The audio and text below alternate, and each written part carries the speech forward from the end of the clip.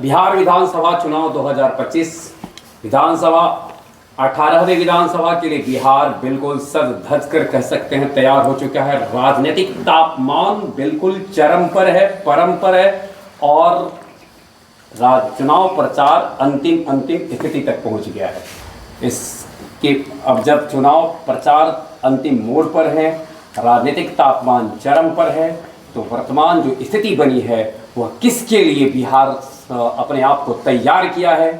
क्या दो चेहरे नजर आ रहे हैं, दो के अलावे अगर कोई ऐसे भी दृश्य चेहरा होगा जो शायद दिखाई नहीं देता है, जो सामने आ जाए, तो उसकी चर्चा भी हम करेंगे। लेकिन दो चेहरे नीतीश, तेजस्वी, किसके लिए हम तैयार हो चुके हैं बिहार विधानसभा चुनाव 2025 पर विशेष चर्चा करने के लिए कि किसके हाथों में सरकार होगी, किसके हाथ सत्ता की बागडोर आएगी। इसके साथ हम आपके बीच उपस्थित हैं। हमारे साथ इस चर्चा में भाग लेने के लिए हैं, एनडीए का पक्ष रखने के लिए आप हैं फर्नीश, मुकेश, और वही इंडिया का पक्ष रखने के लिए अर्थात एमजीबी का, महागठबंधन शब्द का इस्तेमाल मैं ज़्यादा करूंगा, इंडिया की चर्चा मैं ना करूंगा।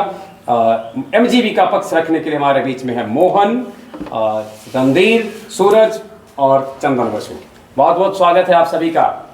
जैसा कि हम जानते हैं 18वीं विधानसभा चुनाव 2025 में होने जा रहा है और 6 नवंबर 11 नवंबर को ईवीएम में कैद कर लिए जाएंगे। मत का निर्माण तो हो चुका है, बस केवल अब बटन दाबना है और बाकी निर्णय 14 नवंबर को आएंगे।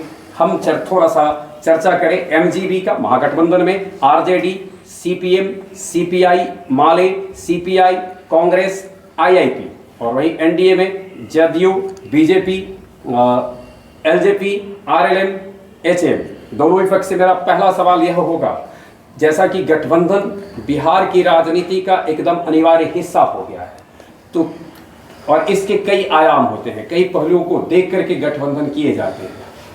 पहली कोशिश होती है उस तालमेल को स्थापित करने का जिससे कि आंकड़ा जो 122 का है, जादुई आंकड़ा, जिस नंबर पर सबकी नजर होती है, कैसे इस 122 के आंकड़े को पार किया जाए, ये होता है। तो सबसे पहले एनडीए वाले आपसे मेरा सवाल होगा, आपके जो संतुलन है जिसमें आपने सीट शेयरिंग की है, जदयू के हिस्से 101 है, बीजेपी के हिस्से 101 है, एलजेपी के हिस्से 29 है, आरएलएम के हिस्से 6 है, हम के हिस्से 6 है। तो पहला सवाल आपसे है कि क्या यह संतुलन वैसा है जिसके प्रयास से 122 पार हो रहा है। मुकेश जी, सबको मेरा नमस्कार। ये जो अभी वर्तमान चुनाव का बिगुल फूका जा चुका है और दोनों पार्टियां अपने अपने तैयारी कर रही है।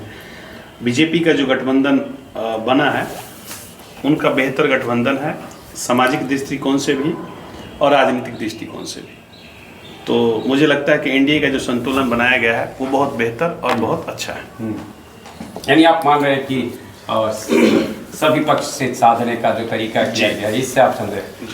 इससे पूर्व तक के चुनाव में बड़े भाई छोटे भाई के रूप में बीजेपी जदयू होता था, इस बार अभी तो इस बार तो दोनों मतलब जुड़वा भाई हो गए हैं दोनों। अब एक ही पार्टी, क्योंकि अब नीतीश और बीजेपी को अब लगता है, दोनों पार्टी को लगता है कि हम अब सिमिलरिटी, बीजेपी पहले यहाँ बिहार में छोटी पार्टी के रूप में काम करती थी, अब धीरे-धीरे स्थापित करने की प्रयास में है। चलिए ठीक है, चर्चा इसके आगे होगी। फर्नीश, आपको क्या लग रहा है कि ये गठबंधन की जो पूरी चीज़ें हैं उससे एनडीए दोबारा सत्ता में आ रही है?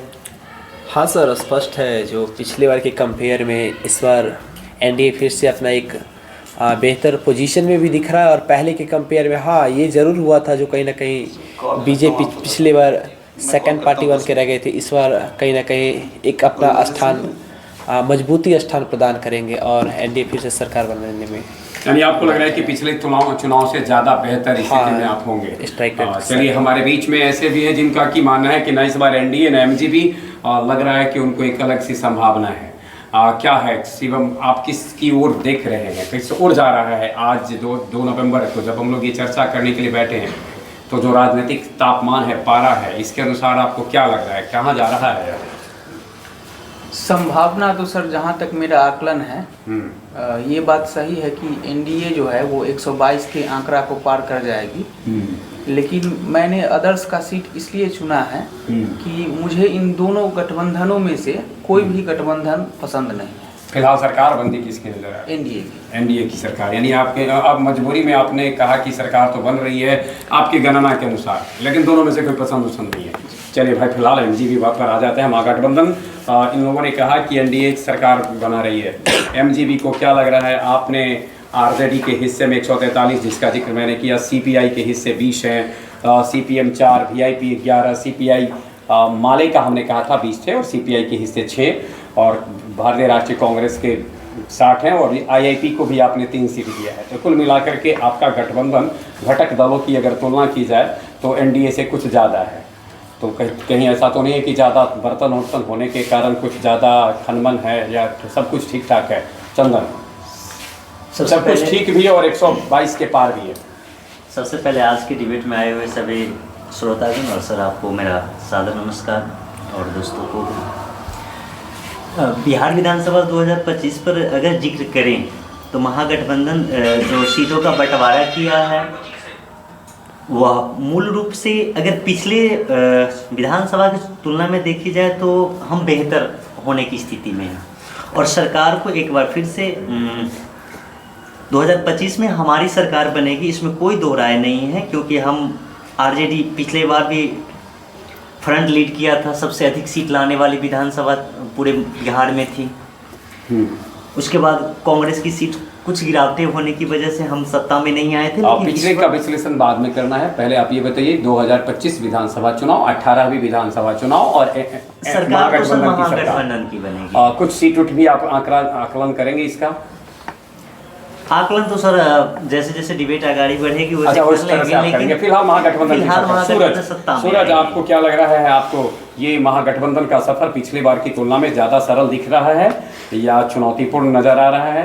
पिछले बार और इस बार की आप तुलना करते हैं तो किस में ज़्यादा आदर्श स्थिति महागठबंधन के लिए?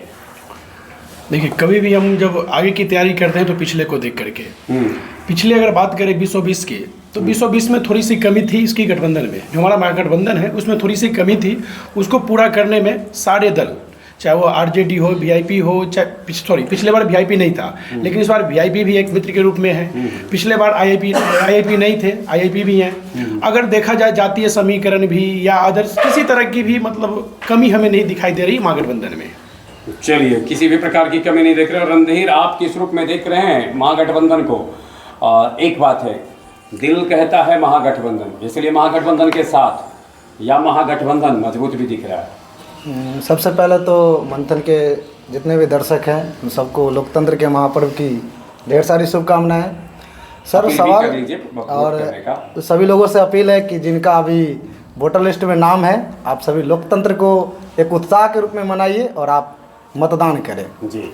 सर, महागठबंधन में अगर घटक दल को देखा जाए तो पूरी तरह से संतुलन है, और बिहार की राजनीति को देखा जाए तो बिहार की राजनीति कहीं ना कहीं जाति पर भी आकर के टिकती है, जो कि महागठबंधन पूरी तरह से उसको साधने में समर्थ है। साधने में जो लग रहा है वो पूरी तरह से सफल है, बिल्कुल समर्थ है। हाँ जी। और रही बात सरकार बनाने की, तो विगत जो पिछले बार का चुनाव था उसमें बहुत ऐसे सीट है जहां पर हार और जीत का आंकड़ा बहुत कम था। जो आंकड़ा बदलेगा और जादुई आंकड़ा जो 122 का होता है वो बिल्कुल महागठबंधन पार कर रहे हैं। मोहन, आपके मित्र ने कहा है कि बिहार चुनाव की एक बड़ी चीज होती है जातीय आधार, तो जाति ही आधारित बिहार की राजनीति है या बिहार की राजनीति में जाति भी एक फैक्टर है? मेरा सवाल है, जाति ही या जाति भी? तो एमजीबी ने, महागठबंधन ने जाति ही को या जाति भी को भी ध्यान में रखा है। सबसे पहले आप सभी श्रोताओं का मेरा दिल से आभार कि आप लगातार इस प्रोग्राम को प्यार दुलार देते रहे हैं। जहां सवाल है महागठबंधन को लेकर, तो हमें लग रहा है कि महागठबंधन जिन्होंने सीट शेयरिंग हो या अपने तालमेल को ठीक करने के लिए जातीय समीकरण को जो तय किया है वो बिल्कुल काफ़ी अच्छा सुधार के साथ किया है, और हमें लग रहा है कि जो 122 सीट है वो इस बार पार हो रहा है। इसके कई सारा रीजन है, जैसे कि आपका एक और प्रश्न था कि केवल जातीय या जातीय के अलावा, हम बिहार में जब इलेक्शन को देखते हैं तो हम कतई ये नहीं कह सकते हैं कि जाति वहाँ एक आधार नहीं है, क्योंकि जो कोई भी पार्टी हो वो अपना जो कोर वोट मानती है, वो सभी पार्टियां अपना जातिगत ही कोर वोट मानती है। जी जी, मैं इसीलिए ने कहा था जाति ही केवल या जाति भी।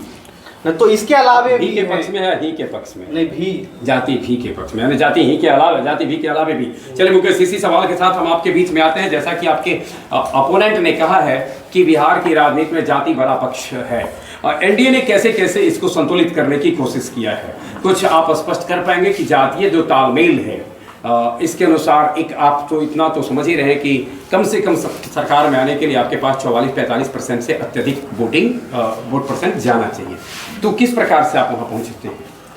देखिए, पहले तो हमारे मित्र बोले कि महागठबंधन में तालमेल बहुत अच्छा है, तो मुझे लगता है कि कैलकुलेशन की जरूरत है। वो लोग अब खुद में जो अब सीट बंटवारा किए हैं, बिहार में टोटल 243 है और 247 कर लिया। आप एनडीए की चर्चा करें, 247 की बात चलिए। और दूसरा मैं बताता हूँ कि जो बीजेपी और जो हमारे एनडीए टीम की जो संतुलित वोट बैंक है, वो वोट बैंक अप्रोक्सीमेटली 45 प्लस है, ठीक है, 50 प्लस के आसपास हम लोग निकल 45%। हाँ। अच्छा, इसकी चर्चा हम अभी करेंगे। आप मानते हैं कि 45% से अलग है? हाँ, 45% से ज़्यादा। क्या फर्निश आपके मित्र ने बताया है और आपके अपोनेंट ने कहा है कि हम ज़्यादा संतुलित नज़र आ रहे हैं? पहले तो आप ये बताइए, एनडीए ज़्यादा संतुलित है महागठबंधन की तुलना में, और दूसरी बात है 45% कहाँ से ला रहे हैं? देखिए सर, दो चीज़ आपने पूछा और मैंने बारीकी से इस चीज़ को महसूस भी किया और कहीं ना कहीं स्पष्ट करूँ।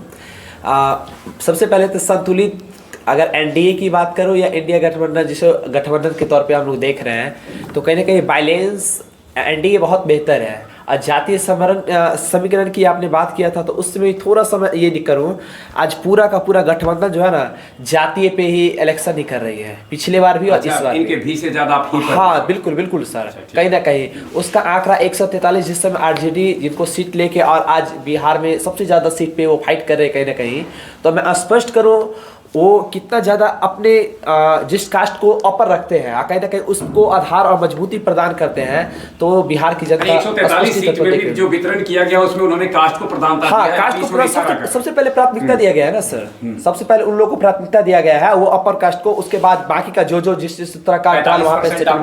हाँ 45% प्लस, बिल्कुल, थोड़ा प्लस। शिवम, इधर और उधर की बातें, आप तो स्वतंत्र और निष्पक्ष रूप से अपनी बात को रखने के लिए बैठे हैं, तो क्या लग रहा है एनडीए गठबंधन और इंडिया गठबंधन में से किसका समीकरण जो संतुलित करने की कोशिश की गई है, ये गठबंधन को जो मजबूत करने के जो प्रयास किए गए हैं, उसमें किसको आप ज़्यादा रणनीतिक रूप से ज़्यादा सफल मान रहे हैं?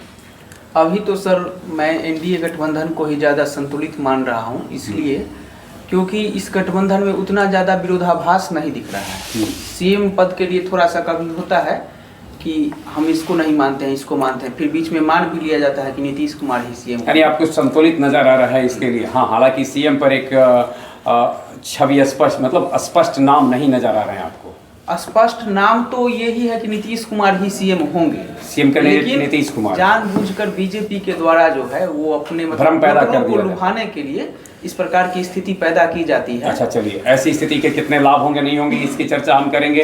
एंड इंडिया वाले से दो, पहले तो आपके मित्रों ने जो बात कही है इसका भी उत्तर आप देंगे, लेकिन अब एक सवाल उठता है, वोटर, ये दोनों से हैं, वोटर एक विचारधारा का होता है, जो आपकी महागठबंधन का जो मैनिफेस्टो है उसके अनुसार होता है। उसके बाद वोटर आप भय दिखाते हैं, नीतीश जी चलने लायक नहीं है इसलिए तेजस्वी को चुन लो, या तेजस्वी दौड़ने लायक है इसलिए चुन लो। सवाल ये उठता है, मतलब थोड़ा सा समझने वाली बात है। तो क्या आपके महागठबंधन के पास जो उसका जो चुनावी घोषणा पत्र है इतना मजबूत है कि वो जनता को, वोटर को अपनी ओर खींच पा रहा है, या नीतीश चाचा बूढ़े हो चुके हैं, चलने लायक नहीं है, गुजराती चलाएंगे, ये सब नेगेटिव जो पॉलिटिक्स है, इस आधार से आपको लग रहा है कि आप चुनाव जीत रहे हैं? चंदन बसु, मेरा सवाल समझ गए होंगे, और अपने मित्र का भी, उन्होंने जो कहा है इसकी भी बात करते हुए।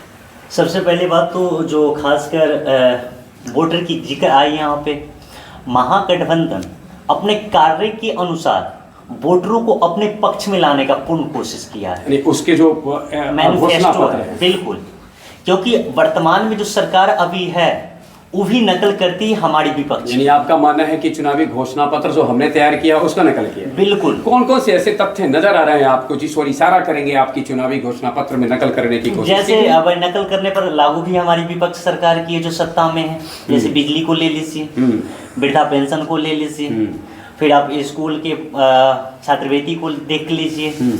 इन 2-4 ऐसे मुद्दे हैं जिसको उन्होंने बहुत जल्दी कन्वर्ट किया अपने में और फिर उसको बीच में लाया। एक क्वेश्चन है, चुनावी घोषणा पत्र जनता को लुभाने के लिए किया जा सकता है, यानी एक घोषणा केवल है या विजन भी है, प्लानिंग भी है? सर इसके पीछे घोषणा नहीं है, ये प्लानिंग है। जो जब हमारी सरकार आएगी तो मैं इस पर कार्यरत अडिग रूप से रहूंगा, क्योंकि आपको लग रहा है कि बिल्कुल सर, क्योंकि 17 महीने के कार्यकाल आप देख सकते हैं एक युवा का, और युवा को एक लंबी राजनीति करनी अगर है जीवन में तो उसे अपने मैनिफेस्टो पर कार्य तो करना बनता है। ठीक है, ये आप इसे केवल लोक लुभावना नहीं, मैं लोक लुभावना नहीं वादा नहीं समझता, बल्कि इसके ये जमीनी कार्य होने वाले प्लानिंग है। सूरज, क्या लग रहा है आपको, आपका मैनिफेस्टो का कौन कौन सा ऐसा विषय है जिससे जनता आपको वोट दे देगी, आपके गठबंधन को वोट देगी? आपके घोषणा पत्र में क्या है विशेष? घोषणा पत्र की अगर बातें करें हम तो घोषणा पत्र पिछले काम जो मतलब 2020 के चुनाव जीतने के बाद जो उप मुख्यमंत्री के रूप में जो काम किए तेजस्वी प्रसाद यादव, नौकरी के लेकर के वो पूरे भारतवर्ष में सबसे ज़्यादा चर्चित हैं। तो सबसे पहले इनका प्राथमिकता घोषणा पत्र में नौकरी को लेकर के है। इसको लेकर के विपक्षी बोलते हैं कि मुख्यमंत्री के आगे उप लगा हुआ है, तो उप मुख्यमंत्री या मुख्यमंत्री, यानी एक कभी मैं विपक्षियों की बात बता रहा हूं कि वो कहते हैं कि मुख्यमंत्री का काम है कि उप मुख्यमंत्री का काम है 17 महीने। सर होता क्या है ना कि हम किसी चीज़ को डायरेक्ट कर रहे हैं, लेकिन होता है क्या कि डायरेक्ट करते वक्त कहीं पर मेरा नज़र नहीं जाता है। नज़र आखिर कौन दिलाता है? जो मेरे साथ में है। अच्छा, तो वो नज़र दिलाने के काम तेजस्वी प्रसाद यादव का ही है। यानी 17 महीना पूर्व में ऐसा नहीं था और उन्होंने 17 महीने में अगर ऐसा होता तो भी एक वर्तमान में एग्जाम्पल है TRE 4 कहाँ चली गई? ठीक है, चलिए मैं समझ बैठा, यानी कि आप कह रहे हैं कि वो सारे चीज थे और और दिशा, तो इसीलिए घोषणा पत्र एक जुनून है। घोषणा पत्र के 4 गिना भी दीजिए ना हमारे दर्शकों को, जिससे कि रणधीर के MGB को वोट मिले। सबसे पहले तो सर सत्ता में आने की जो महागठबंधन का जो विजन है और किस आधार पर हम लोग कह रहे हैं कि वो सत्ता में आ रहा है, उसका मुख्यतः 2 आधार है। सबसे पहला आधार है कि 20 वर्षों में जो NDA का गठबंधन है वो जनता के साथ क्या किया है वो सभी जनता जानती है। सत्ता विरोधी लहर एक बोल सकते हैं इसको। यानी दूसरा लग रहा है कि लहर सत्ता के विरोध में, बिल्कुल विरोध में, ठीक है। दूसरा है कि जो महागठबंधन का जो मैनिफेस्टो है उसके पक्ष में, उस मैनिफेस्टो पर लोग उस पर ज़्यादा विश्वास इसलिए कर रहे हैं क्योंकि तेजस्वी यादव जो बीच में 17 महीने का जिक्र हो रहा है उसमें उन्होंने करके दिखाया। वही जो विरोधी दल है जो NDA गठबंधन कहा जाता है वो बहुत सपना दिखाया लोगों को, और सबको उनके प्रति जो है ना विश्वास नहीं आ रहा है कि ये केवल कहता है करता कुछ नहीं। 20 साल में सपना ही दिखाते रह गए, विश्वास कुछ नहीं। चलिए ठीक है, मैं आऊंगा। ये लोग, ये इसका उत्तर तो हमारे दाईं और बैठे टीम वाले बताएंगे कि खाली सपना दिखाया, कुछ दिखाया भी, जमीन भी दिखाया। आपको क्या लग रहा है? मित्र ने कहा है NDA के विरोध में लहर है, मानते हैं। एक दूसरा, ये लहर विरोधी में नहीं वरन हमारे चुनावी घोषणा पत्र के पीछे जो विजन है, चुनावी घोषणा पत्र के पीछे जो प्लानिंग है, इसके पक्ष में भी है। मोहन, हम ये नहीं कह सकते हैं कि एक लहर है, मतलब लेकिन जो हमारा पूरे तरीके से जो महागठबंधन का समीकरण है, जैसे कि आप जातीय समीकरण से लेकर के और जो इनका मैनिफेस्टो है, पिछले वर्षों के काम करने के तरीके हैं, जहां हमारा कांग्रेस जानते कि काफ़ी सीटें लूज की थी लेकिन उसने संगठनात्मक रूप से उसने काम किया है और हमें लग रहा है कि वो अधिक सीटें इस बार लेके आएगी। इस वजह से आप प्रबंधन है आपका, जो इलेक्शन के पीछे जो मैनेजमेंट है, उसके बाद जो आपकी रणनीति है, आपका जो तालमेल है, साथ साथ जो बैलेंस करने के लिए आपने ताप दाप कंसंट्रेशन को जो ठीक किया है, इससे लग रहा है कि प्रोडक्ट हमारे पक्ष में और है। सबसे जो हमारे साथियों ने ये बताया कि जनताओं में एक जरूर विश्वास जरूर है कि जो तेजस्वी यादव को 17 महीने, हाँ, तेजस्वी यादव को जो 17 महीने के लिए उप मुख्यमंत्री बनने का मौका मिला, उसमें उसने विश्वास को जीता है और तरह तरह के कार्य उन्होंने करके दिखाया है, जिसका जिक्र आप सुनते ही होंगे कि 5 लाख सरकारी नौकरी दिलवाई। चर्चा करेंगे हमारे बीच में दर्शक भी बैठे हैं, और अगर जब महसूस हो, अगर ऐसा लगे कि किसी की बात अच्छी लग रही है, किसी के तर्क बेहतर है, तो आप भी हिस्सा उसमें ले सकते हैं, ताली बजा के ले सकते हैं कुछ। लेकिन मुकेश, अब हम आते हैं आपके ऊपर 2 आरोप हैं। पहला तो मैं इनका स्पष्ट कर दूं कि 17 महीने के उप मुख्यमंत्री में इन्होंने इतना सुंदर कार्य किया कि जनता ने फैसला कर लिया, उप हटा दो और 5 साल के लिए मुख्य बना दो। 1 मिनट तो, और एक आरोप है आपकी NDA नकल कर रही है घोषणा पत्र को। अब 20 साल में सपने तो दिखा दिए, जमीन पर कुछ नहीं किया, क्या करना चाहेंगे? हमारे NDA घोषणा पत्र का नकल नहीं कर रही है। दूसरा बात है कि हमारा जो घोषणा पत्र है यथार्थ रूप से जो उसमें वादा किया गया है वो अगले 5 साल में उसको पूरा करने का प्रयास किया जाएगा। आपने पीछे किया है? बिल्कुल किया है। आप भी बात कर रहे हैं 20 साल से हम लोगों ने कुछ नहीं किया है। हम 20 सालों में बिहार का इंफ्रास्ट्रक्चर, बिहार का बिजली व्यवस्था, बिहार का कृषि व्यवस्था, बिहार की जो व्यवस्था है आप खुद देखिए कि हम कहाँ खड़े थे और हम कहाँ हैं। आज हम लोग 24 घंटा बिजली उपलब्ध करवा रहे हैं। मुकेश, एक इसमें रोकना चाहूँगा। एक पौधा रोपा जाता है तो उसके विकास होते हैं। एक होता है कि जितना एज के अनुसार होना चाहिए उतना विकास हुआ है कि नहीं, या दूसरा यह कि जन्म लिया है उसके बाद थोड़ा थोड़ा बढ़वे किया है। तो जो 20 वर्षों में जो ग्रोथ रेट वो उससे कितना एनडीए संतुष्ट है?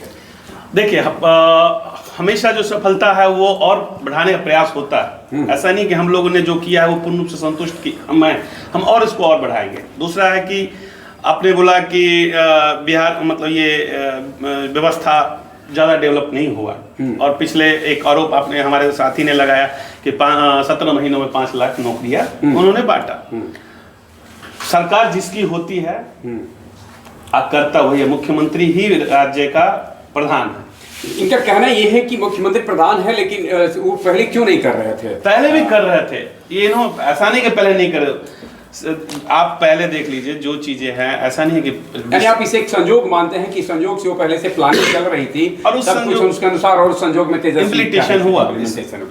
क्या कहना चाहेंगे आप? एक संयोग मात्र है कि तेजस्वी आ गए, ये संयोग था, एनडीए की रणनीति का, एनडीए की नीति का हिस्सा था, और तेजस्वी का आ जाना एक प्रकार का संयोग था, या सच्चाई है कुछ इसमें छिपी हुई? सर, इससे पहले एक चीज़ मैं बारीकी से लूँगा। आपसे ग्रोथ रेट की बात किए थे, जो पिछले 2 दशक में ऐसा एनडीए ने क्या किया और कितना ग्रोथ के साथ बिहार को कहीं ना कहीं इंक्रेजमेंट या कहीं ना कहीं डेवलप किया ले गया। तो इनसे थोड़ा सा बैक जाता हूँ। बैक मैंने नहीं, बैक हम नहीं, ठीक है सर, बैक में ठीक, ओके सर, कोई नहीं, बैक नहीं जाते हैं, बाद में भी चलेंगे। लेकिन जो भी रहा है 15 साल 90 से लेके 5 और 5 से लेकर अभी 25 तक का जो कार्यकाल एनडीए का रहा है, तो ऐसे नहीं बिहार के जो 14 करोड़ मतदाता हैं ऐसे ही विश्वास करके कहीं ना कहीं नई एनडीए को मजबूती प्रदान दे रहे हैं और कहीं ना कहीं जीत में अहम योगदान दे रहे हैं। यानी आप कह रहे हैं कि विकास देख रहे हैं, विकास देख रहे इसीलिए दे रहे हैं। बिल्कुल, यानी कहने का अभिप्राय है कि आपके जो मित्र बैठे हैं इन्होंने चश्मा कुछ ऐसा लगा लिया जिसमें विकास नहीं दिख रहा है। बिल्कुल सर। अच्छा चलिए भाई, आपके ऊपर आरोप है कि आप न देखने वाला मिरर के मतलब एक ऐसा चश्मा आपने आंखों पर पहन लेता है जिसमें दिख नहीं रहा। सर एक और स्पष्ट करूंगा सर, इन्होंने 5 लाख की बात की, 17 महीना के अंदर 5 लाख, इन्होंने बिल्कुल झूठा बाता है। ये एकदम ऐसा कुछ है ही नहीं। 17 महीना में ऐसा कुछ नहीं। 1,47,000 कुछ के आसपास जो है उनके कार्यकाल में, और वही पुश करने का काम पुश जरूर किए हैं तेजस्वी प्रसाद यादव जी ने। कहीं ना कहीं माननीय मुख्यमंत्री जी के कार्यकाल में ही ये सब कुछ, नीतीश कुमार के कार्यकाल में ही ये सब कुछ हुआ है। पुश जरूर किए हैं, दिशा निर्देश जरूर बताया, लेकिन हाँ चलिए पुश किए मान लेते हैं। अब अगला सवाल है, नकल कर रहे हैं आपके एनडीए वाले? बिल्कुल नहीं कर रहे हैं नकल। अगर नकल करने की बात करते हैं, नकल तो वो भी कर रहे हैं ना, उससे बड़ा नकल कौन कर सकता है? एक सेकंड मैं बता रहा हूँ ना काबिल दोस्तों, सब कुछ बताऊंगा। नकल तो ये लोग कर रहे हैं, बोल रहे हैं क्या सो हर घर में सरकारी नौकरी दूंगा। 3.5 करोड़ कहाँ से लाएंगे? अब कौन सा? अब एक सेकंड सर, एक सेकंड, क्या चीज बेच के ला के देंगे बिहार के जनता को? आपके मैनिफेस्टो में झूठा वादा कर करके तो बिहार को 15 साल जाकर के करोड़ दिया गया, कहाँ से वो देंगे ना? अरे इनके पास विजन है, आपके पास विजन है तो विजन गिना दो भाई, विजन गिना दो। यहाँ पे 1 करोड़ का विजन गिना दो, विजन गिनाओ भाई। केवल चिल्लाने से नहीं, विजन पे बैठो। 1 मिनट, तुम्हारे मुखिया के ऊपर ही सर मैं बता दूं रोजगार कहाँ से मिलेंगे उनके कथनानुसार। मैं बता दूं सरकारी नौकरी। सर हम बता दे रहे हैं सर बता दे रहे हैं। उन्होंने ये नहीं कहा कि हर घर को देंगे, उन्होंने ये कहा कि जिस घर में नहीं है उस घर में। बिहार में घर पहले मेरी बात तो सुनिए सर, पहले मेरी बात तो सुनिए, सुनाइए ना सर। सर पहले मेरी बात सुनिए। उसके बाद बिहार में बहुत सारी ऐसी जगह हैं सरकारी संस्था जिसमें प्राइवेट ठेके पर चलती है। अगर उस ठेकों को बंद करके अगर एक एक घर में वो सरकारी एजेंसियां अगर भर्ती करते हैं तो एक रोजगार सृजन। तो राशन बांटने वाले सर मेरी बात सुनिए, पहले बात तो समझिए ना बारीकी। गलत बात क्या समझे आप? एक मिनट, इन्होंने स्पष्ट किया कि वो मिल सकती है। नहीं, पहले मैं थोड़ा स्पष्ट कर दूं।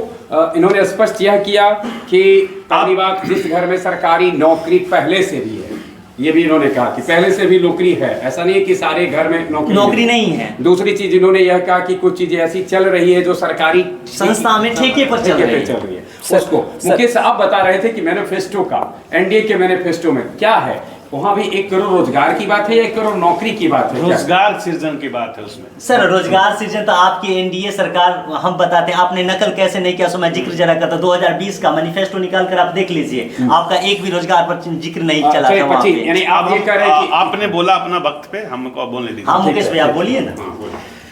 आप बोल रहे हैं कि बिहार में लमसम 1.5 करोड़ फैमिली रहती है, मतलब फैमिली, और आबादी को 13 करोड़ के 14 करोड़। अब इसको 1.5 करोड़ आबादी को नौकरी देना, ये दिन में तारे दिखाने जैसी बात नहीं है। और आप जैसे बुद्धिजीवी लोग एक्सेप्ट करके झुंझुना दिखा रहे हैं पब्लिक को, थोड़ा सा अपना विवेक लगाइए। झुंझुना वास्तविकता पर पालिए ना।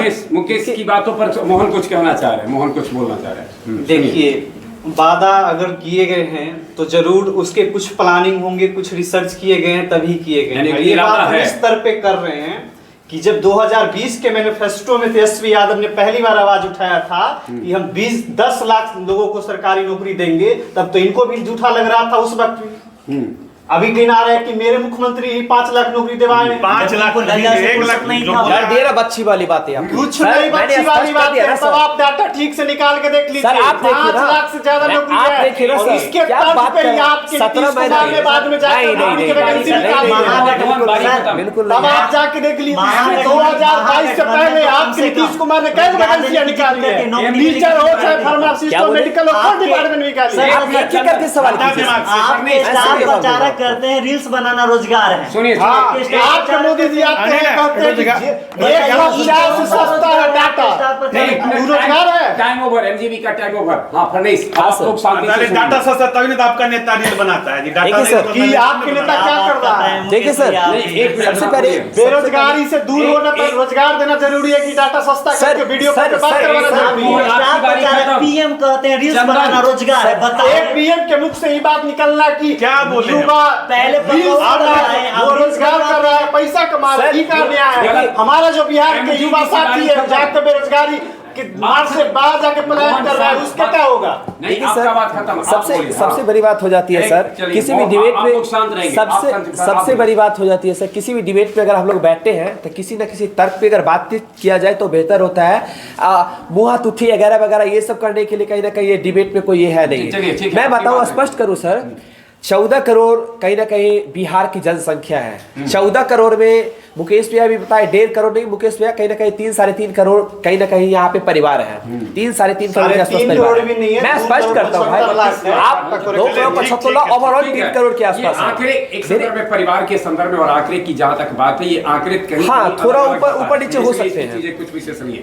सर मान लिया जाए 14 करोड़ आबादी है, 1.5 करोड़ समझ लीजिए, 1.5 करोड़ बिल्कुल सर। देखिए सबसे बड़ी बात है, 15 साल जो पीछे का जो कार्यकाल रहा है ना, जो बिहार को जो सिस्टम मिला, जिस तरह का अर्थव्यवस्था को चरमराते उर्माते गिरते पड़ते किसी तरह 2005 तक ये लोग लाए। उसके बाद एनडीए के यहाँ पे जब नीतीश कुमार जी के यहाँ पे सरकार जब आई और वहां से लेके 25 तक जिस तरह से लाए हैं और जितना सारा चीज में, मैं तो अदर स्टेट की कंपेयर करता हूं सर, इससे कहीं ना कहीं इतना बदतर स्थिति हो चुका कई स्टेट का, जो क्या ही बताओ, खास करके रोड में, बिजली में, पानी में, हेल्थ में। एक सेकंड मैंने कुछ बोला है, मैंने कुछ बोला है, क्या बात कर रहे हो आप, क्या बात सबसे पीछे है। सुनिए ना, 1.5 करोड़, एक सेकंड, तो इस बार पता चल जाएगा। मैं स्पष्ट करता हूँ, अब 1.5 करोड़ वाले राज्य को स्टेट को उठा के 1.5 करोड़ वाले राज्य को उठा के आप बिहार को कंपेयर करो, क्या बात करते हो आप? बिहार की बात करो ना, 14.5 वाला राज्य है, क्या बात करते हो? वही तो मैं आपको स्पष्ट करता हूँ, आपको कुछ समझने की नहीं। अरे आपकी सरकार के साथ झूठा वादा तो नहीं कि हर घर में नौकरी दूंगा सरकारी, क्या बात करेंगे?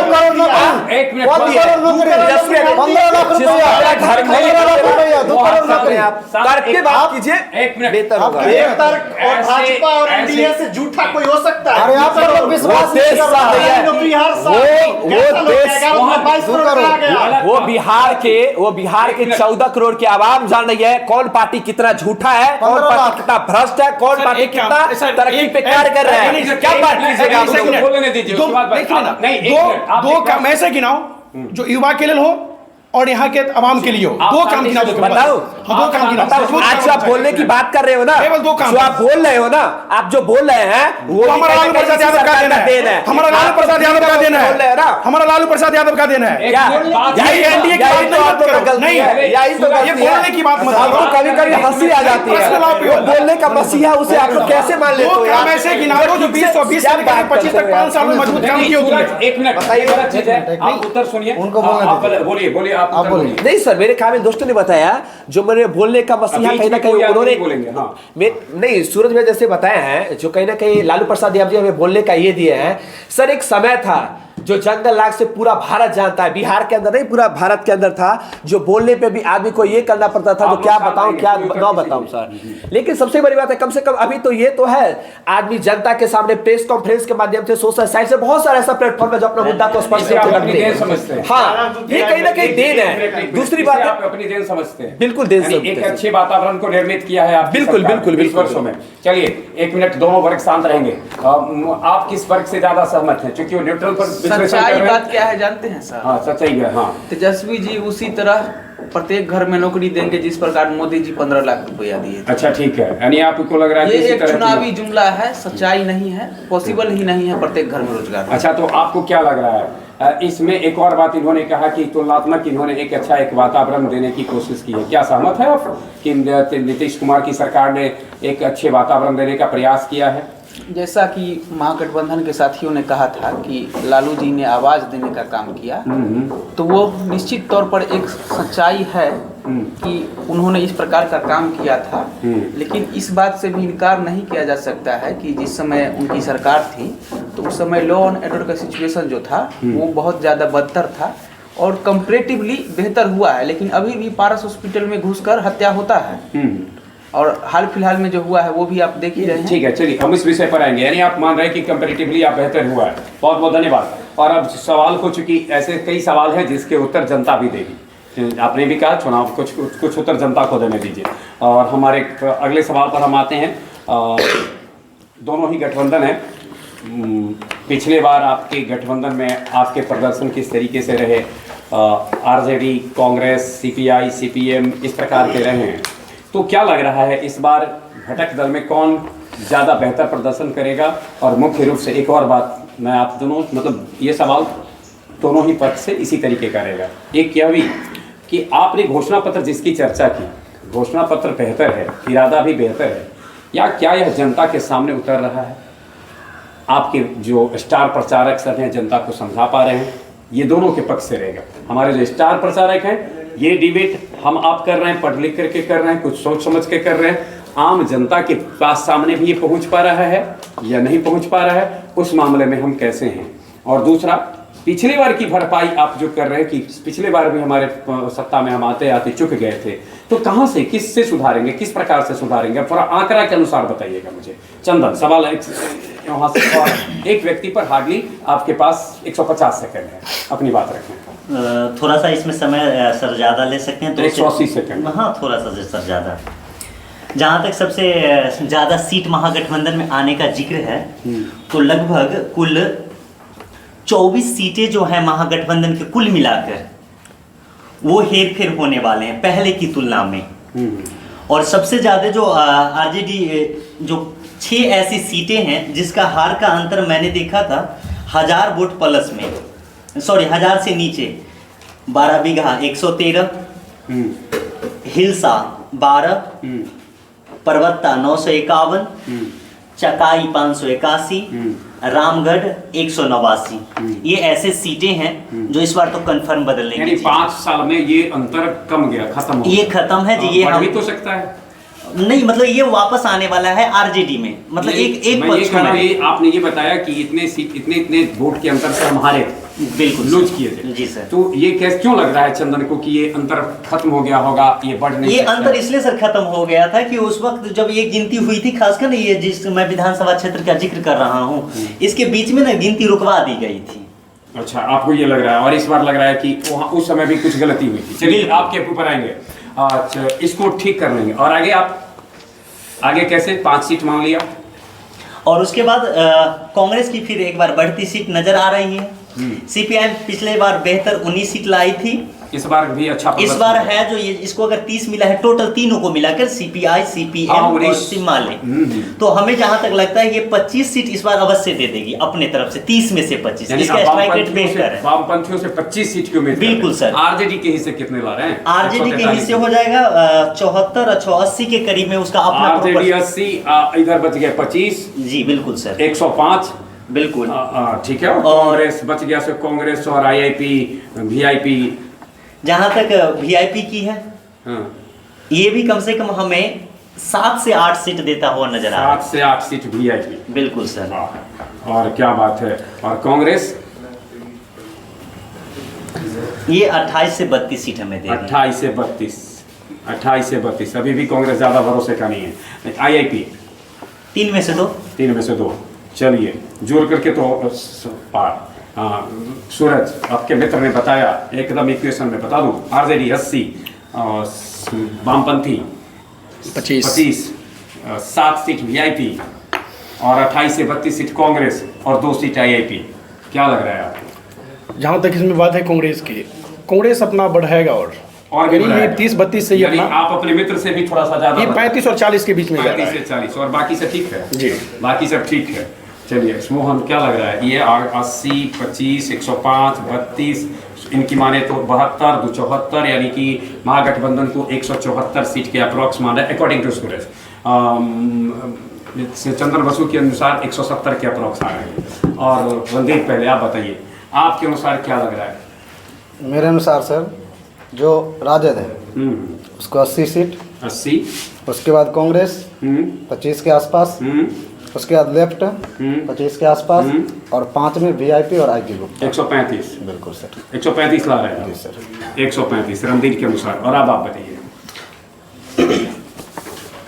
टोटल सीट की बात करें तो जो पिछले बार का परिणाम रहा था कि एनडीए ने 125 लाई थी और महागठबंधन ने 110 लाया था, हमें लग रहा है कि ये उलट जाएगा और 125 से 30 जो सरकार बना रही है महागठबंधन उसको आएगा और इसके नीचे इसका रहेगा। 125 इधर, 130 इधर। चलिए मुकेश, इनके पक्ष की कोई गणित की गणना नहीं करेंगे आपको।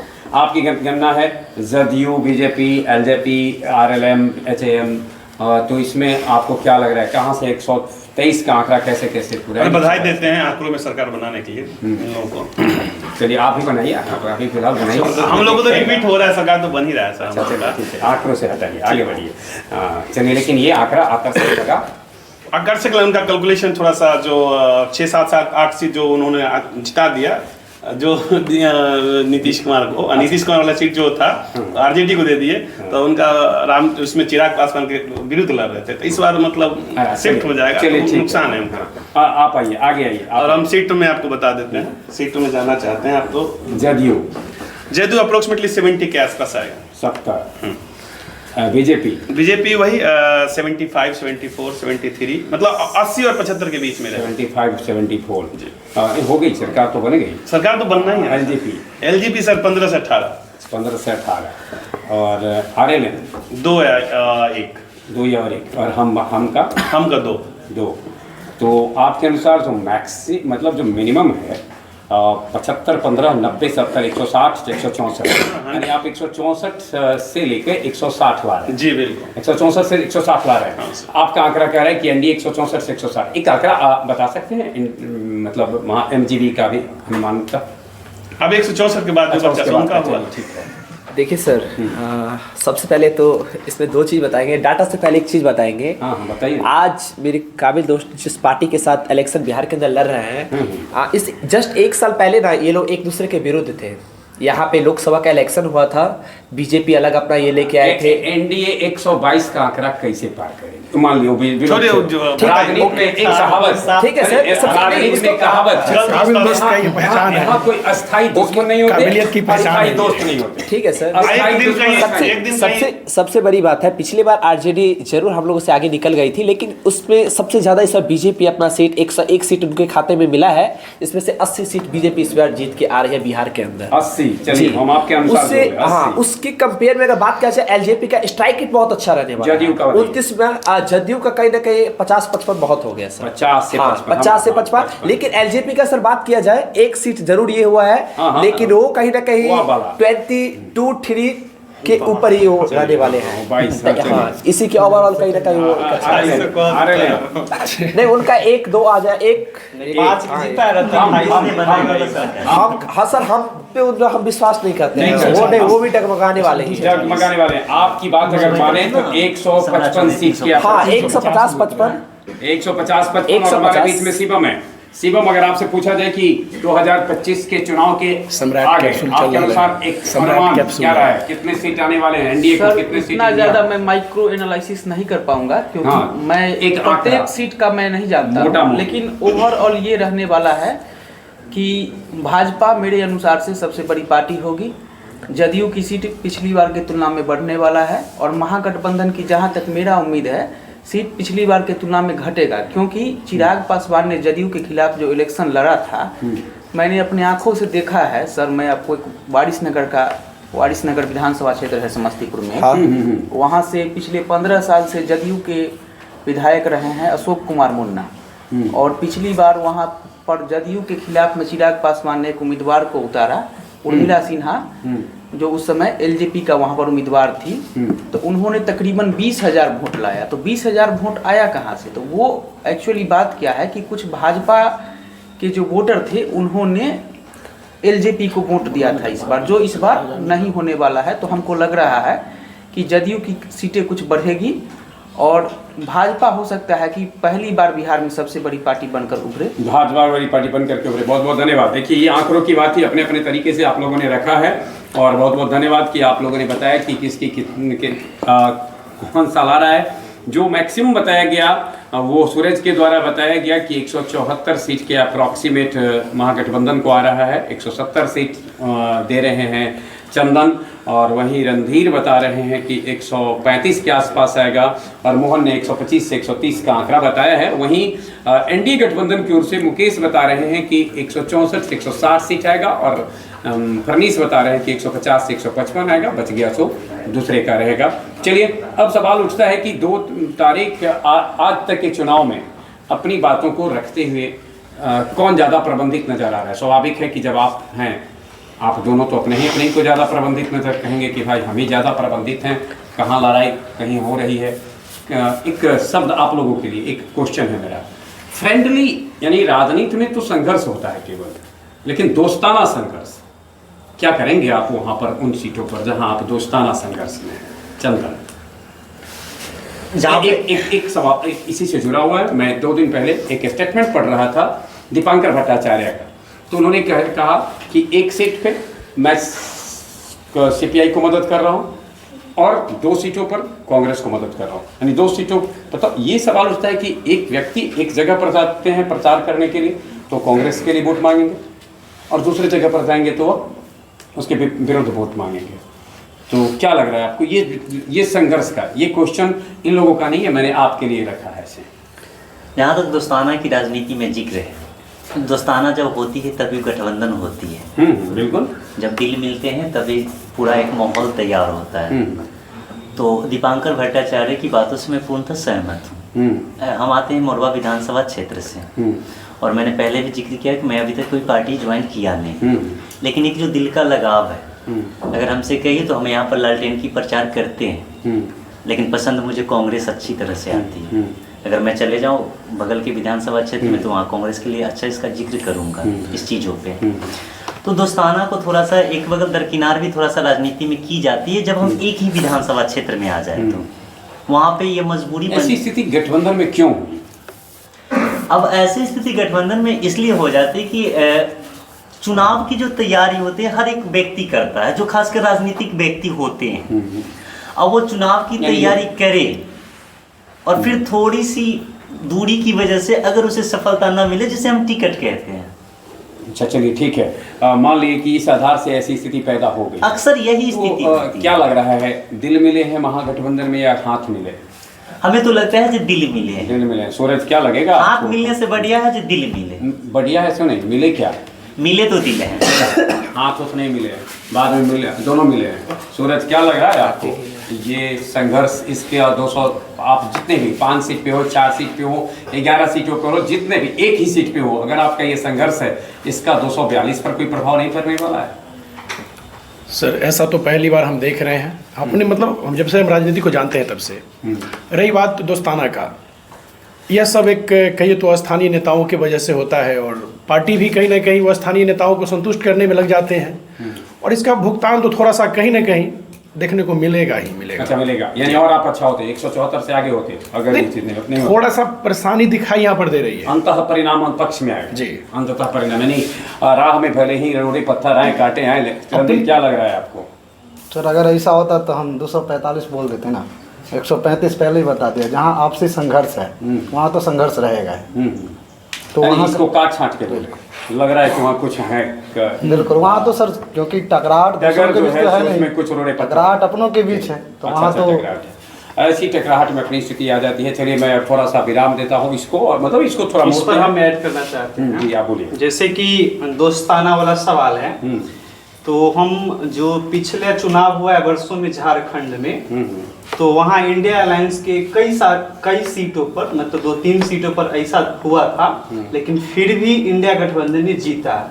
तो जरूर है कि सिचुएशन के हिसाब से ऐसा उत्पन्न हुआ है, लेकिन उसको स्ट्रेटजी पर काम किया जाएगा तो उनमें भी कई सीट मतलब महागठबंधन निकालेगा। कहीं ऐसा तो नहीं है कि अंतिम रूप में से 2 जो उसमें से लगेंगे कि जिसके पक्ष में ज्यादा स्थिति है उसमें आप ज्यादा काम तो वो जो आप भट्टाचार्य का जो बयान सुने हैं तो शायद हमें लग रहा है कि इसी वजह से उन्होंने कहा है। चलिए मुकेश, ये तो इन लोगों की आपसी बात थी कि आप भी कुछ कहना चाहेंगे इसमें? नहीं, उसमें सिर्फ प्रोटोकॉल है तो क्या कहना है, यानी वो तो इसकी चीज है। दोस्ताना संघर्ष होते हैं नहीं, चुनाव में राजनीति में दोस्ताना कोई संबंध होता है चलिए नहीं होते हैं। आप मानते ये कहने सुनने के लिए होती है सर, ऐसा कुछ होता नहीं है। ठीक है, वो आके हमारे दर्शक दीर्घा से आए थे, इसकी चर्चा हम करेंगे, लेकिन चूंकि लास्ट क्वेश्चन इसमें जाए उससे पहले हम लोग मोरबा, मोहद्दीनगर और महानार ये तीनों पर थोड़ा थोड़ा चर्चा कर लेते हैं। उसके बाद हम इस पर आएंगे और तब हम चुनाव के पूर्व जो कयास थे उससे क्या लग रहा है कि अभी जब चुनाव हो रहे हैं तो अभी वर्तमान में स्थिति क्या है, इसकी चर्चा भी करेंगे। और एक चर्चा हम करेंगे अचानक जो स्थिति पैदा हुई है बिहार की राजनीति में, हिंसा का रिश्ता लंबा रहा है लेकिन पिछले कुछ वर्षों में यह कुछ कमा था, परंतु चुनाव 2025 में जो स्थिति आई है यह कितना प्रभावित करेगा इसकी चर्चा हम भी करेंगे। लेकिन कम शब्दों में उत्तर देंगे। मोरबा का मिजाज में तो चंदन थे आप, तो अब क्या लग रहा है 2 तारीख के बाद मिजाज में क्या लग रहा है? थोड़ा और मन थोड़ा डाउन हुआ है या कुछ और मनोबल बढ़ गया? मोरबा का जो मिजाज है सर वो तो गर्माहट है लालटेन को लेकर, गर्म हो रहा है बिल्कुल। वो अभी अस्थिर होने वाली है नहीं जब तक गिनती 14 नवंबर को नहीं हो जाती और एकदम क्लियर, एकदम बिल्कुल तेल और सब कुछ सब एकदम रहा है ठीक से। एलईडी ही ललटेन सही लेकिन ललटेन जलेगा। अच्छा चलिए, यानी तेल की जरूरत नहीं है। लोगों ने कहा कि एलईडी का जमाना है तो चलो भाई एलईडी ही सही, लेकिन लालटेन वाला एलईडी मिजाज बताइए एकदम, मतलब कि एकदम और बढ़ गया है। बिल्कुल सर, मिजाज तो सर चरम सीमा पर है सर। रन विजय का विजय, रन का विजय होना तय है और इसलिए वह रन विजय बना। चलिए रण विजय भी हो रहे हैं, मोरबा में रण विजय हो रहे हैं। आपको क्या लग रहा है सर? जैसा कि हम पिछले मतलब विजय तो आप बता दिए। जी जी, बस वही है। अंतर कुछ बढ़ा है घटा है जो 2-4 दिनों में?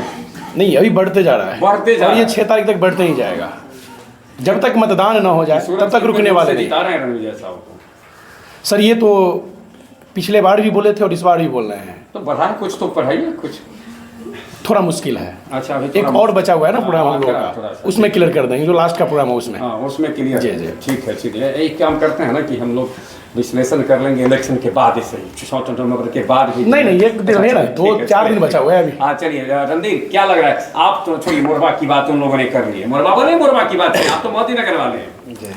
क्या मन बनाया मोहद्दीनगर वाले लोगों ने? मोहद्दीनगर की जो बातें हैं, बेटी को चुनने की या दामाद को चुनने की या किसी और को चुनने की?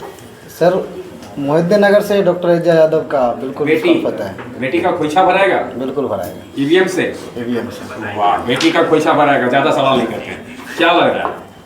बिल्कुल इस बार अजय यादव जीत रही है। इसके 2-3 बातें हम रख देना चाहते हैं। जैसे जिन लोगों को लग रहा है कि हार रही है तो नहीं लग रहा है, आप अपनी बात अपना बताइए तो कैसे जीत रहे वो हम बता रहे हैं, कैसे जीत रहे वो हम बता रहे हैं, आप घबराइए नहीं। देखिए जैसे मुकेश सहनी पिछले बार एनडीए में थे, इस बार इधर आए हैं। मोहद्दीनगर में लगभग 25 से 27 हजार वोट सहनी का है। एक सवाल जी, क्या लग रहा है मुकेश सहनी के आने से ये 25,000 27,000 वोट सीधा। तो हम सीधा तो बता ही नहीं रहे हैं, हम तो जोड़ के बताएंगे अच्छा, कुछ ना। जोड़ का बताया, ऐसे थोड़ी हम सीधा ही बता रहे हैं, डायरेक्ट नहीं आएगा। तो जो मान लीजिए कि 60% वोट गिरते हैं तो 12 से 15,000 अप्रोक्सीमेट वोट गिरेंगे, उसमें अगर आधा भी हम ले लेते हैं 7,000। फिर उसी तरह से 22 से 25,000 दास का वोट है। अच्छा। आईपी गुप्ता के आने से वो आ रहा है। हाँ, पूरे यादव समाज में एस यादव को लेकर पिछले बार विरोध एकता था। आ गया। इस बार पूरा हम नहीं कह सकते एकता है, हाँ। लेकिन काफी सारा मजबूत पक्ष हुआ है। लेकिन वही जाति राजपूत में बात करेंगे तो जो हरैर और जौनापुर के बात है, पूरा उधर विद्रोह का मतलब, तो जो उधर विद्रोह करेगा तो इधर जो आया है, स्वाभाविक बात है। तो इस हिसाब से हम कह रहे हैं कि डॉक्टर एज यादव इस बार निकल रही है। एज यादव निकल रही है, डॉक्टर एज यादव निकल रही हैं। चलिए निकल रहे हैं, मुकेश एज यादव निकल गए। और आपका गणना क्या कह रहे हैं? देखिए, इन लोगों मेरे काबिल दोस्तों में विरोधाभास बहुत है। अब जैसे वीआईपी पार्टी ज्वाइन कर ली है राजद में, तो सारा वोट शिफ्ट हो गया।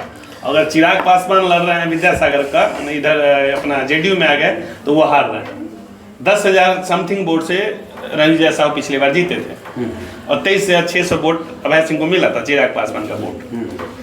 48 और 23,000 जोड़ते हैं तो कितना होता है वो जोड़ लीजिए, और उसका वोट कितना है वो जोड़ लीजिए। पहला बात। इस पर बाद में उत्तर ले डिफेंस लीजिए। कर दो सर इनको।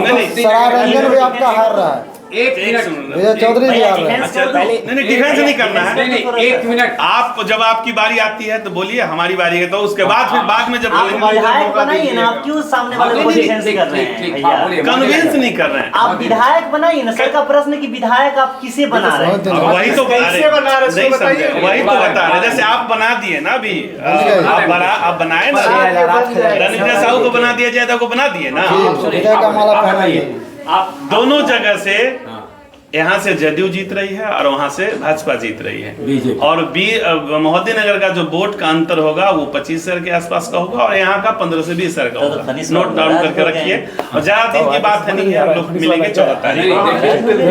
एक सवाल और है, ये एनडीए और इंडिया की बात नहीं है, ये व्यक्तिगत कैंडिडेट की है। और निस्संदेह इसमें मैं इतना स्पष्ट इसलिए कर दे रहा हूँ क्योंकि फडणवीस ने अपनी बात को रखते हुए स्पष्ट तौर पर शुरू से ही कहा है कि मोरवा का मिजाज अभय सिंह के साथ है, और इसने 243 में से 242 को काउंट किया है। Am I right? हाँ बिल्कुल 242 से काउंट किया है, और हो सकता है कि शायद इलेक्शन के बाद 343 काउंट करें।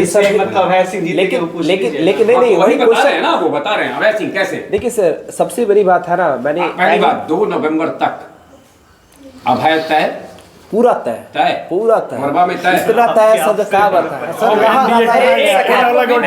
बोला नहीं है सर यहाँ एक बात कहना चाहूंगा। देखिए एक बात कहना चाहूंगा। ना मुकेश भी आज भी नहीं बोलेंगे, कोई नहीं है, व्यक्तिगत विषय है। हाँ, वही व्यक्तिगत। सर देखिए, सबसे बड़ी बात होती है, जैसे मुकेश सहनी जी अभी जैसे मेरे काबिल दोस्तों ने मोहद्दी नगर की बात किए थे, जो वो आ जाते हैं तो वो आ जाते हैं, वो आ जाते हैं तो वो आ जाते हैं, वो आ जाते हैं तो वहाँ आ जाते हैं, सब कुछ हम ठीक है, सब कुछ मानते हैं। हम बोले ना, इन लोगों का महागठबंधन का सबसे बड़ा जो मुद्दा है ना, सबसे बड़ा मुद्दा है वो जाते पर अटक ही जाता है। हमारा महागठबंधन के चाहिए, मोरवा के चाहिए। मुद्दा है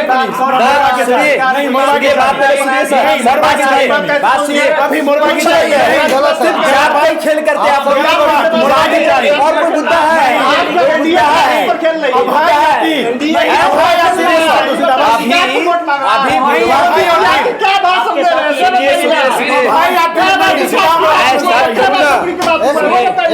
नहीं सीधा सर अभी हमें चाहिए। कैसे और अभी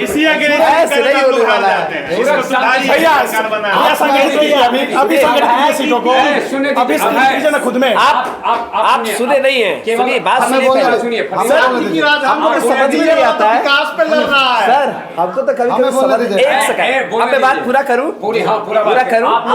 देखिए सर, देखिए सर, सबसे बड़ी बात होती है अब है कैसे तय, अब है कैसे तय मैं बता रही हूँ ना सर। 22,000 पिछली बार हम लोग थे। अब मेरे काबिल दोस्तों ने बताया क्या चिराग पासवान जी आने वाले थे और नीतीश जी का सपोर्ट था, इनका सपोर्ट था, सब कुछ मानते हैं। सबसे बड़ी बात हो जाती है सर, ये जो कैंडिडेट यहाँ पे मोरबा में अभी पिछली बार 2 विधानसभा लड़ चुके हैं, तीसरा उनका आए हैं अभी पे ये फाइट करने के लिए। और सबसे बड़ी बात होती है सर, इनके साथ जो छल हुआ है ना, चाहे अपने आदमी करे चाहे पराया आदमी, छल तो छल होता है ना। और यहाँ के जो गुमराह करने का जो कार्य किए हैं, जो विपक्ष के नेता है, जो विपक्ष कैंडिडेट हैं, जो विधायक जी वर्तमान में हैं, तो उन लोगों का जो एक ही है, अब इस पूरा घोल बटोल वगैरह वगैरह सोशल साइट से लेके घर घर जाके इस तरह का ये करना, जो वो इस समुदाय से आते हैं तो आप इस समुदाय को वोट करो, वो समुदाय से आते हैं तो इस समुदाय को वोट करो। जिस दिन सर आज ही बता रहे हैं, अगर ये अंतराल भी होते, जल्द में बताइए। हाँ सर वही जल्द में बता रहे हैं, देखिए अब है तय है, मैं यही बोलूंगा अब है तय है, अब बेहतर तय है और समीकरण नहीं, स्ट्राइक रेट की बात किया जाए ना सर, तो जैसे बताए जदयू का मेरे काबिल दोस्त संतोष में बहुत अच्छी बात है 48,000 था, उनका 15 से 20,000 आ रहा है, ये भी तय है विद्यासागर निषाद जी का। बाकी का सारा वोट बता रहा हूँ सर, चिराग पासवान जी के पार्टी के जो कैंडिडेट अभय सिंह जी थे, कल पटोरी में चिराग जी भी आ रहे हैं, क्या बोले का प्रचार करने, क्या बोले समस्तीपुर भी आए थे, कुछ बोल के गए थे क्या? कल तो तीर की जिंदाबाद करने आ रहे हैं, कोई जीत का माला पहनाएंगे को बोला किए थे क्या? क्यों टेंशन आप लेते, धरफराइए नहीं, से मिलेंगे टेंशन नहीं लीजिए, समझ गए ना? मोरबा में आप लोग जो जातीय खेल खेले सारा खेल इस पर खिलवाएंगे, क्या बात करते हैं आप लोग? मुद्दा है ऐसे छोड़िए ना, ऐसा खेल खिलवाएंगे ना, आइए ना मैदान में, क्या बात करते हैं? सिर्फ जात के नाम पे आप लोग राजनीति करते हैं, आज से नहीं, पिछले 35 साल से 1990 से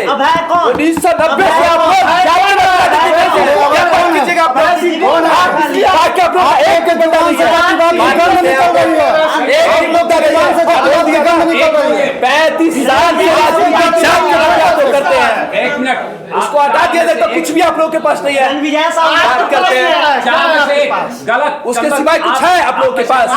आज भी सब सोशल साइट में उठाया, दूसरे कास्ट को क्यों नहीं उठाया? क्या बोले आप दूसरे कास्ट को क्यों नहीं उठाया? क्या बात कर रहे हैं? क्या बोले? अरे मोरबा का सुनिए, तब बच्चा वाला बात कर दिया, क्या बात कर रहे हैं? क्या बोले? रणधीर साहब यादव है, यही सुनिए ना, 6 करोड़ का टिकट खरीद कर मोरबा को बात कर रहे हैं, 20 करोड़ में बिल्कुल नहीं है, बिल्कुल नहीं। क्या अभय सिंह सियापत की पार्टी से आया है? सियापत की पार्टी से क्या बात करेंगे आप लोग? जात को छोड़ दीजिए ना, 30 सीट नहीं लगेगी आरजेडी, जात को छोड़ दिया जाएगा तो आरजेडी 30 सीट नहीं लगेगी बिहार के अंदर, स्पष्ट करूं, क्या बात कीजिएगा आप लोग? 2 करोड़ लेकर गया था ना, करते हैं आप लोग, छोड़ दीजिए जाति करना, अभी भी थोड़ा भी सर बहने तो छोड़ दीजिए जाति करना, कितना बोरबा को गुमराह कीजिएगा आप लोग, कितना बोरबा को गुमराह कीजिएगा आप लोग?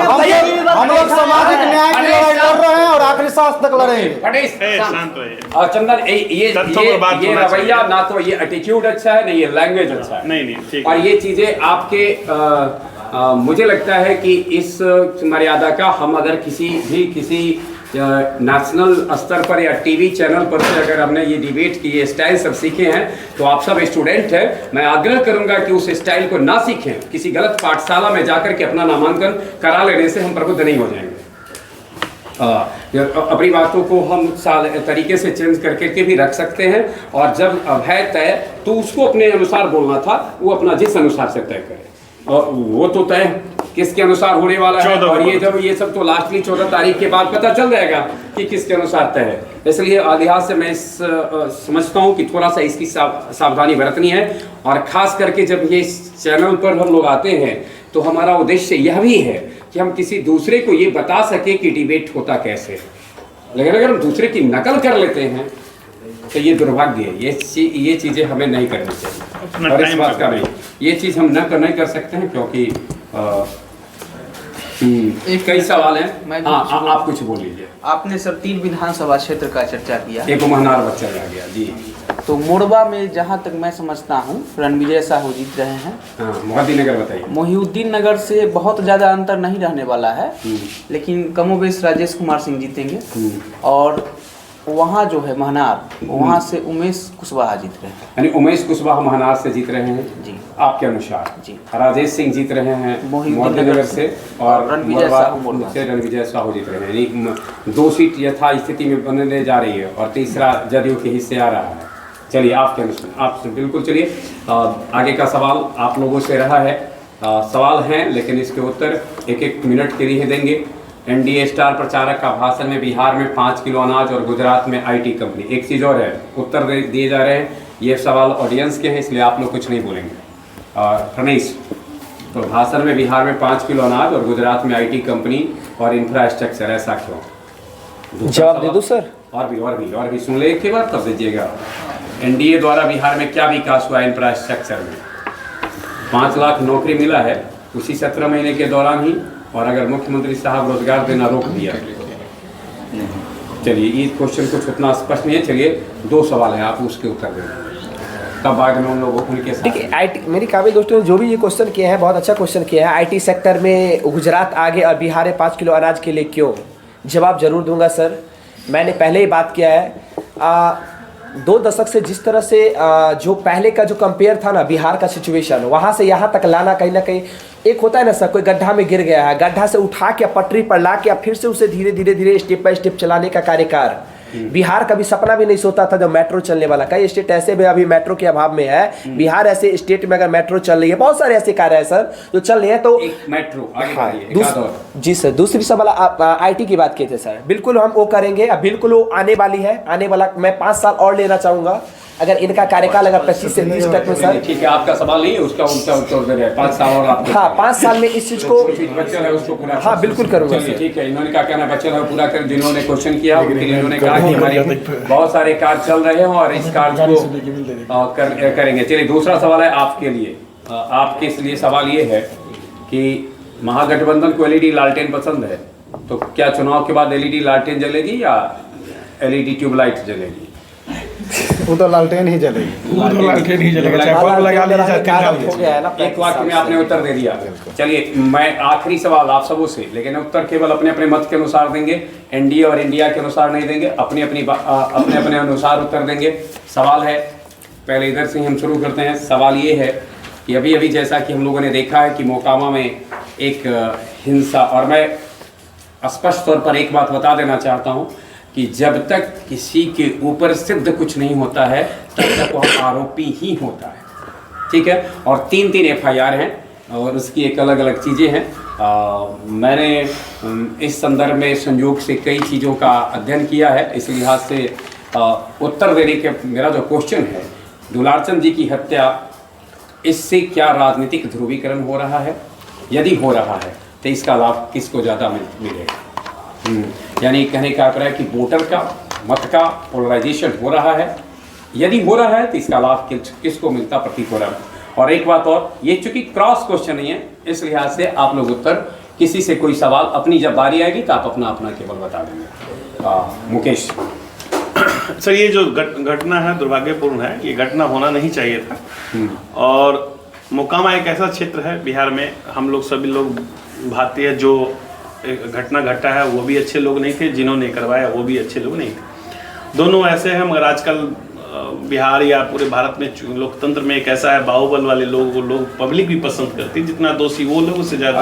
अटल बिहारी वाजपेयी की एक बड़ी पंक्ति है कि पहले ये मुझसे मदद मांगने आते थे, बाद में ये मुझे चुनाव जिताने में मदद करने लगे, और बाद में फिर इन्होंने सोचा कि अब जब चुनाव में मेरी मदद से ही चुनाव जीत जाते हैं तो हम कल ही न चुनाव जीत जाए। तो विधानसभा में, सदन में अब चर्चा किस पर होगी जब ऐसे लोगों की उपस्थिति और किसी के हाथ इसमें है नहीं। और ये एक वोट पोलराइजेशन के लिए एक सारा, या तो जो कराए, या एनडीए कराई हो या आरजेडी कराए, वोट पोलराइजेशन है।